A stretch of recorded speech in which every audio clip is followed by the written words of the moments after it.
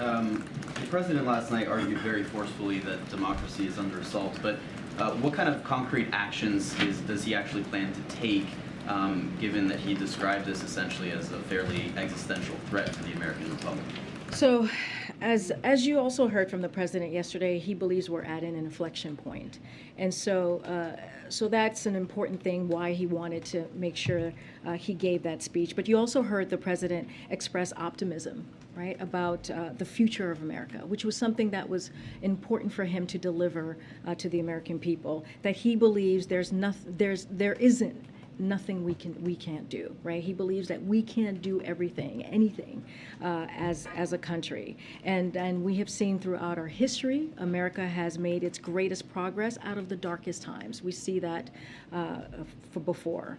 One way, of course, we can do that is by making our voices heard, and he said that. He said that the American people have a choice, but it wasn't just a policy speech. Obviously, the president believes that we can make great progress out of the darkest moments, and he calls on all Americans, regardless of which side of the aisle you sit on, regardless which ideology that you may follow, regardless of the political persuasion, to unite around democracy. And he thought it was an important message, again, an inflection point, and that was the message that he delivered, again, giving people a choice and saying to folks, we need to come together and make sure our voices are heard. So other than urging Americans to vote and make their voices heard, the president has no plan to confront this threat that he described very forcefully last night? I mean, it's not the first time he's confronted or spoke about this threat.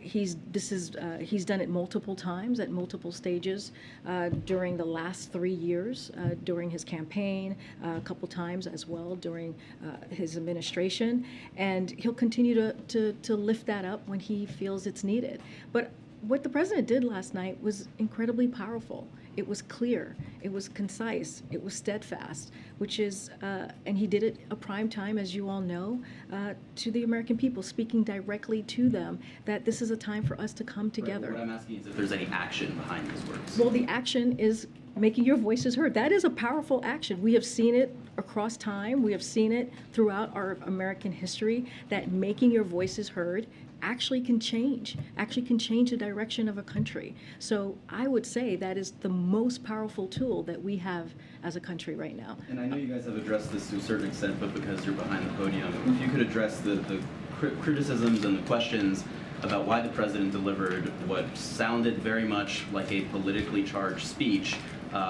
as an official White House event, taxpayer funded, with 2 Marines in uniform in particular flanking him and visible on camera throughout the speech. So I'll take your first question. Look, the way we see it here, and I would argue the way many Americans across the country see it, is standing up for democracy is not political. Denouncing political violence is not political.